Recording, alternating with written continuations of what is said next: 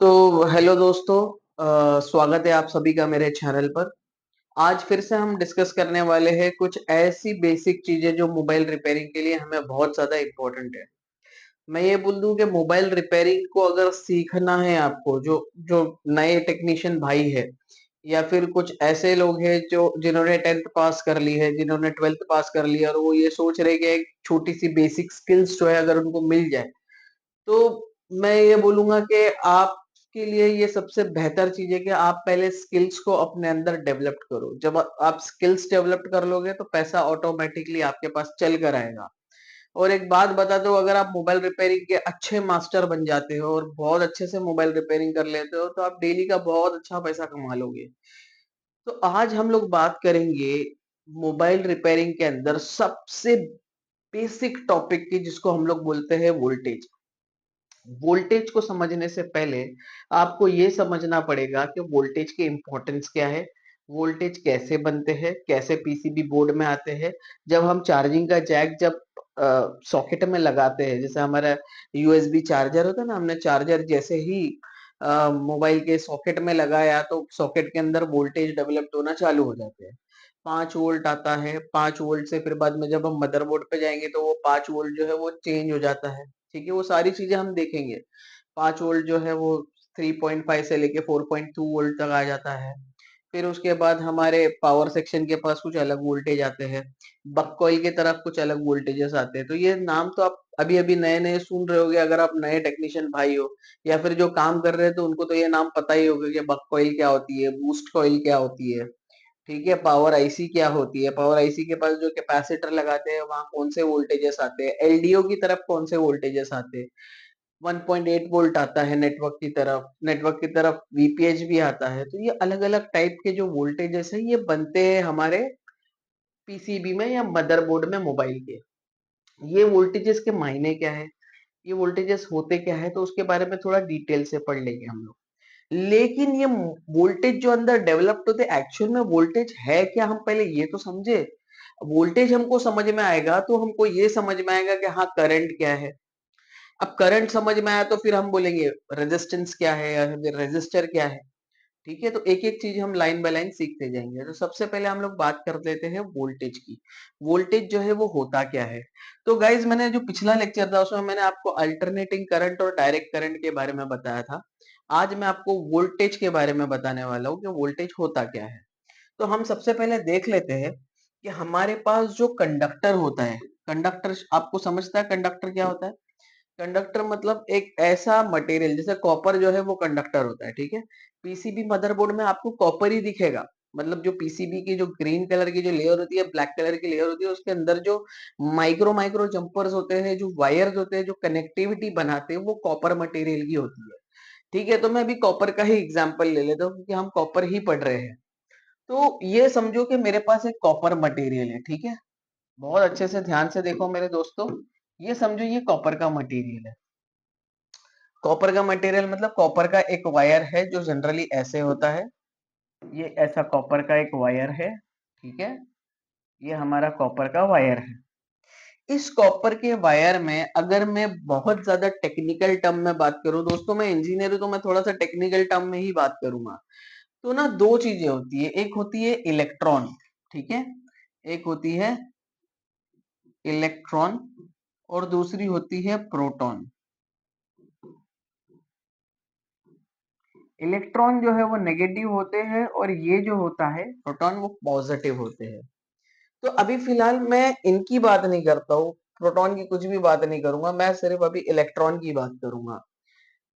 सोच लो कि ये जो कंडक्टर है ये कॉपर मटेरियल का है। ठीक है, अब ये कॉपर मटेरियल के कंडक्टर के अंदर यहाँ देखो, यहाँ जितने भी आपको दिख रहे हैं ये सब नेगेटिव इलेक्ट्रॉन्स है जो रैंडमली कोई भी डायरेक्शन में मूव हो रहे हैं। तो जब तक ये कंडक्टर ऐसे ही है, समझो अज्यूम कर लो, मतलब मान लो कि मेरे पास ये कॉपर का कंडक्टर है और कॉपर कंडक्टर के अंदर बहुत सारे इलेक्ट्रॉन्स जो है भरे हुए हैं। ये नेचुरली मिलते हैं, हमको बताने की जरूरत नहीं है। ठीक है, नेचुरली इसके अंदर अवेलेबल रहते हैं। तो इलेक्ट्रॉन्स जो इसके अंदर अभी है इस कंडक्टर के अंदर, अब ये समझो कि ये कंडक्टर को मैंने सप्लाई दिया ही नहीं। ठीक है, जैसे हम बैटरी निकाल लेते हैं तो ये समझो ये कंडक्टर बस ऐसे ही पड़ा हुआ है। तो इसके अंदर जो इलेक्ट्रॉन्स होते हैं ना, वो इनफाइनाइट नंबर्स ऑफ इलेक्ट्रॉन्स रहते हैं। एक नंबर है लेकिन हमको उसकी जरूरत नहीं है, तो इनफाइनाइट नंबर्स ऑफ इलेक्ट्रॉन्स रहते हैं इसके अंदर। तो अभी मैं ये मान रहा हूं कि मेरे पास ये जो कंडक्टर यहाँ पड़े हुए हैं, ये जितने भी यहाँ कंडक्टर पड़े हुए हैं, इसके अंदर जो इलेक्ट्रॉन्स है, लाइक ये जो कंडक्टर पड़ा हुआ है, इसके अंदर जो इलेक्ट्रॉन्स है वो बहुत ज्यादा इलेक्ट्रॉन्स है। और जब ये इलेक्ट्रॉन्स होते हैं ना, तो ये समझो जैसे हम पार्टी में जाते हैं, ठीक है, हम पार्टी में जाते हैं, हम सब लोग एक जगह इकट्ठा हो गए, और समझो क्या, अब गाना बज रहा है, तो हम क्या करेंगे, हम नाचेंगे, और कोई भी आड़ा टेढ़ा नाचेगा। तो वैसे ही क्या होता है कि इस कंडक्टर के अंदर पार्टी चल रही है, मतलब इलेक्ट्रॉन्स बहुत सारे भरे हुए हैं, बहुत सारे इलेक्ट्रॉन्स है, तो वो इलेक्ट्रॉन्स क्या करते हैं, रैंडम डायरेक्शन में नाचते रहते, इधर उधर उधर इधर इधर उधर इधर ऐसे घूमते रहते हैं, नाचते रहते हैं। तो ये देखो, इनके डायरेक्शन देखो फिक्स नहीं है, ये एरो एक इधर है, दूसरा एरो इधर है, तीसरा एरो इधर है, चौथा एरो इधर है, पांचवा एरो इधर है, मतलब ये इनकी कोई डायरेक्शन अभी फिक्स्ड नहीं है। तो ये कंडक्टर जब पड़ा है, तो इसके अंदर जो इलेक्ट्रॉन्स है वो रैंडमली कोई भी डायरेक्शन में मूव कर रहे हैं, कोई भी डायरेक्शन। अब अगर मैं ये बोलूं क्या मुझे इन इलेक्ट्रॉन्स को एक पर्टिकुलर डायरेक्शन में मूव कराना है, जैसे पार्टी हो रही है, हमने बहुत देर रात पार्टी कर ली, फिर पुलिस आती है और पुलिस सबको एक ही साथ एक ही लाइन में क्या करती है, लेके जीप में डालती है, ठीक है। तो वैसे ही यहाँ क्या होता है, इन इलेक्ट्रॉन्स को एक पर्टिकुलर डायरेक्शन में, अभी वो रैंडमली घूम रहे कोई भी डायरेक्शन में, इन इलेक्ट्रॉन्स को एक पर्टिकुलर डायरेक्शन में चलाने के लिए हमको चाहिए वोल्टेज, मतलब एक फोर्स। वोल्टेज का मतलब होता है फोर्स, पोटेंशियल डिफरेंस भी बोलते हैं उसको, उसको फोर्स भी बोलते हैं। अब वो फोर्स कैसे डेवलप्ड होता है, तो दिमाग में गाइस ये रखो कि जब भी मैं बैटरी लूंगा, मेरे पास जो बैटरी होती है ना, ड्राई सेल बैटरी ले लो आप, ठीक है। ड्राई सेल बैटरी जो हमारे पास होती है, जनरली आप लोगों ने देखा होगा कि ड्राई सेल बैटरी कुछ ऐसी होती है ना, उसके एक तरफ होता है पॉजिटिव, ऐसे ही होता है, और दूसरी तरफ क्या होता है, नेगेटिव, ऐसे ही होता है। तो मेरे पास समझो एक बैटरी है जिसके अंदर एक टर्मिनल क्या है, पॉजिटिव है, एक टर्मिनल क्या है, नेगेटिव है।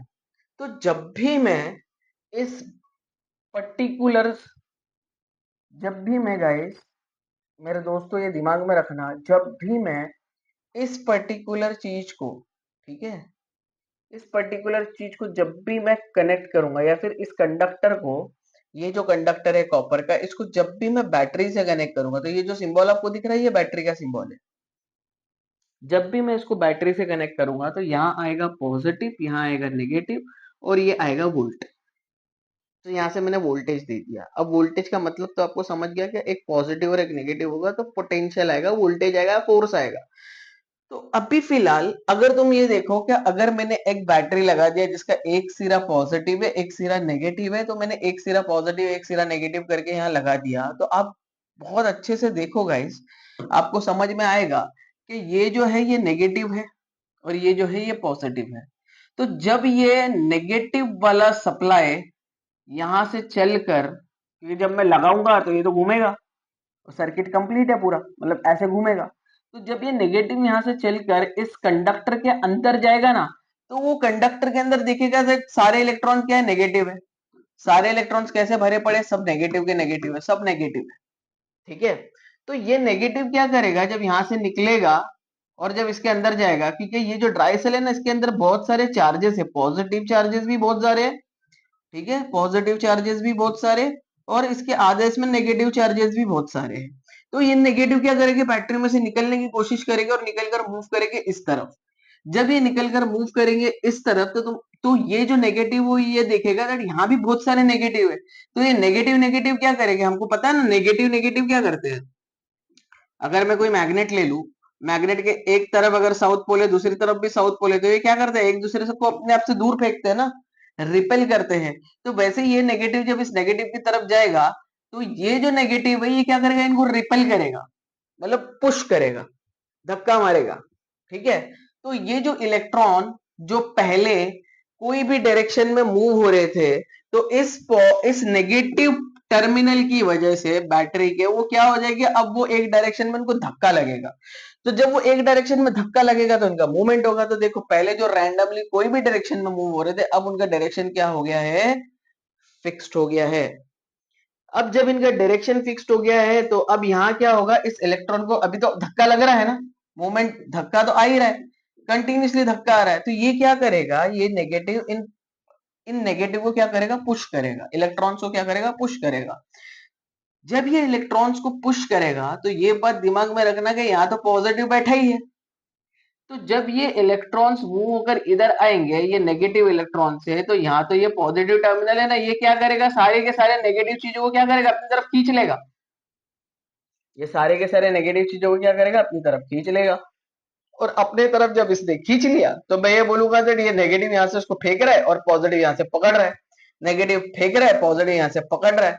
तो ये क्या होगा, यहाँ एक इलेक्ट्रॉन्स का मूवमेंट चालू हो जाएगा। जो इलेक्ट्रॉन्स पहले रैंडमली घूम रहे थे, अब इलेक्ट्रॉन्स को ऐसे मूव करना चालू कर देंगे। ठीक है, तो अब इलेक्ट्रॉन्स का जब मूवमेंट होने लगेगा, जैसे इलेक्ट्रॉन्स अभी जो यहाँ थे वो अब यहाँ से मूव होना चालू हो गए बैटरी के थ्रू, ये अब मूव होना चालू हो गए, तो ये इलेक्ट्रॉन्स का मूवमेंट कंटिन्यूसली आ रहा है। अब ये जो इलेक्ट्रॉन्स मूव हो रहे हैं, जो यहाँ से निकलेंगे इस बैटरी के पॉजिटिव में जाकर समा जाएंगे, और ये नेगेटिव यहाँ से निकलेगा और इनको कंटिन्यूसली रिपेल करता जाएगा, तो इलेक्ट्रॉन्स का मूवमेंट बनेगा।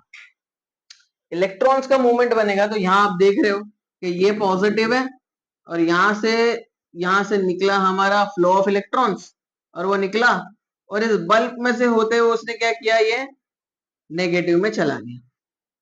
ठीक है, तो आपको ये क्लियरली समझ में आ गया कि इलेक्ट्रॉन्स का मूवमेंट कैसा है। एक्चुअल में देखा जाए ना, तो यहाँ ये जो डायग्राम में शो हो रहा है ना, ये पूरा का पूरा करंट का फ्लो है।